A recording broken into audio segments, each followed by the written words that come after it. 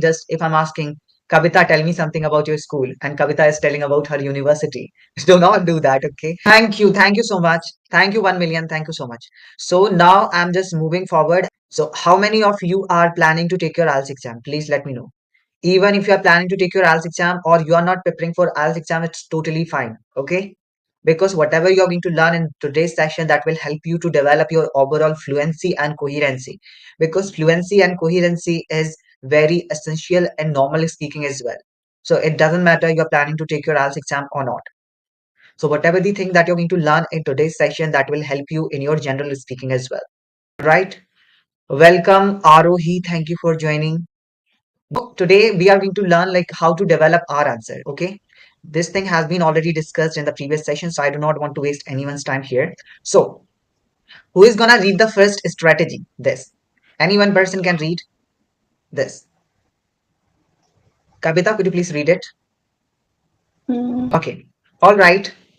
If I'm asking Kavita, do you like to take tea? What would be your response? Yes, I do. Yes, I do. No, this is not a good answer. If you are a language Yes. learner, so it's not a good answer. So what you need to do, whenever you are speaking, you have to avoid one line answer or one word answer. Always you have to develop your answer by adding information. What you need to do, you Okay. have to extend your response and you have to keep your answer natural. How will you do that? Suppose I'm asking, do you like music? So how would be your response? You can say, yes, I do, but it's a very short answer. It's one word answer. So what kind of response is this? Could you please tell me what kind of information that the person has included in the second response? So here the person has included additional information. Yes, I absolutely love music. It helps me to relax after a long day and I enjoy exploring different genres. So here the person has included the reason or the benefits that the person is getting by listening to music, right? So here he Right, sir. has included the reason. Similarly, if somebody is asking you any question, so you can include one reason. This is gonna help you to extend your answer. Okay, I hope it's Okay. clear. Vita, you can read.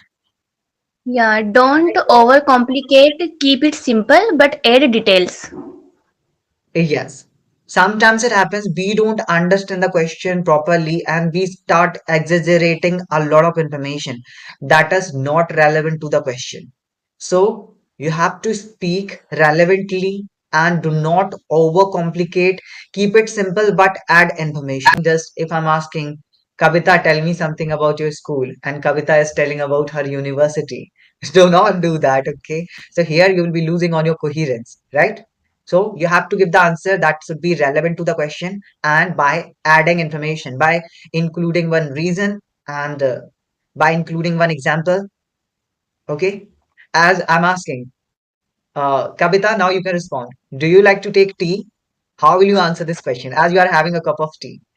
Yeah, actually, I love to take tea as when I was like coming from a class or sometimes it's the evening. I love to make tea from my own, and yeah, I love to take tea. It is okay. Yeah, it's fine. So here what you can do. Why do you like to take tea? Here you can include one reason with that.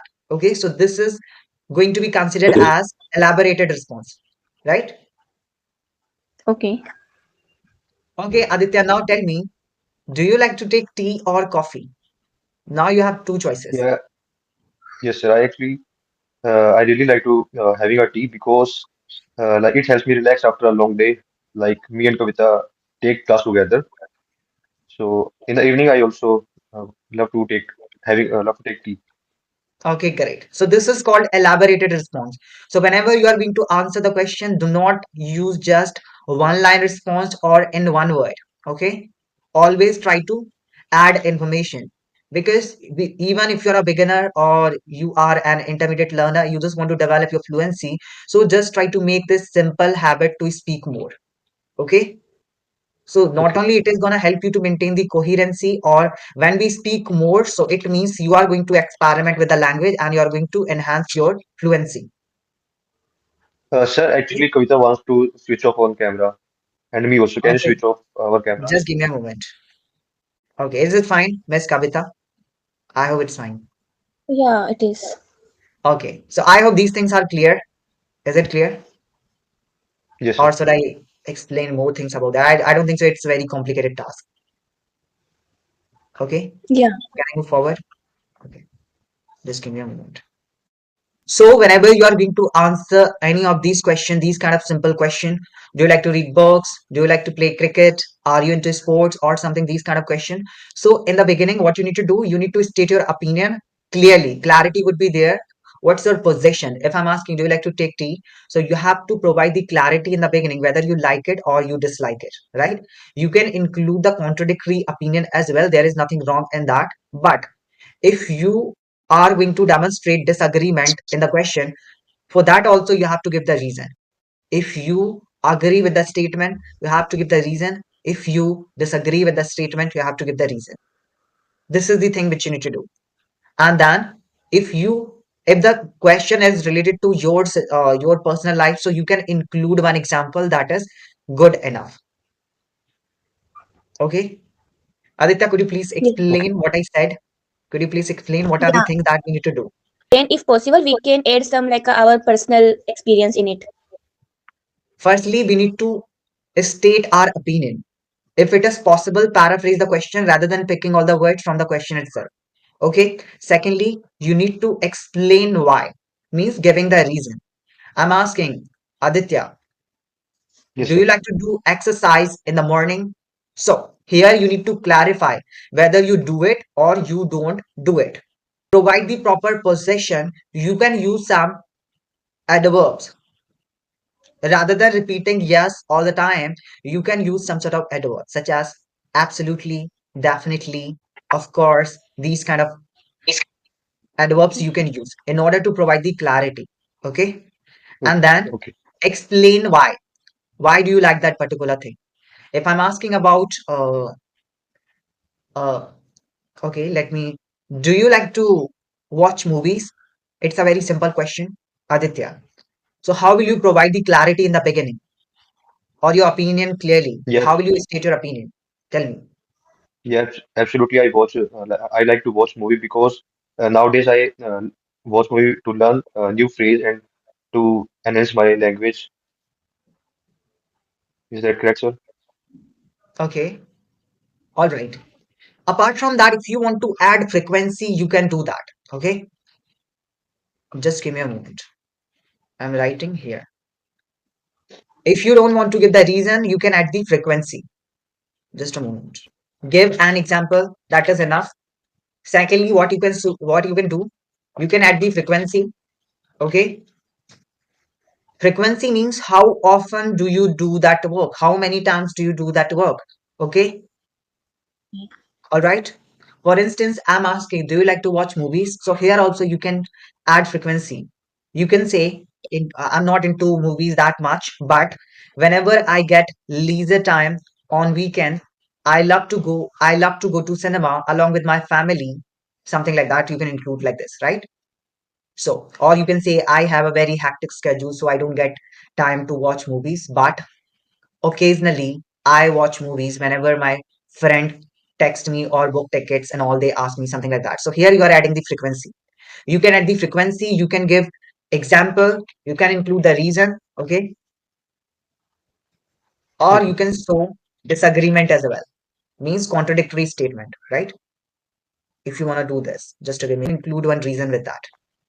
Okay. So Aditya, tell me, how will you demonstrate disagreement in the same question? If I'm asking, do you like to read books? I don't know how to say.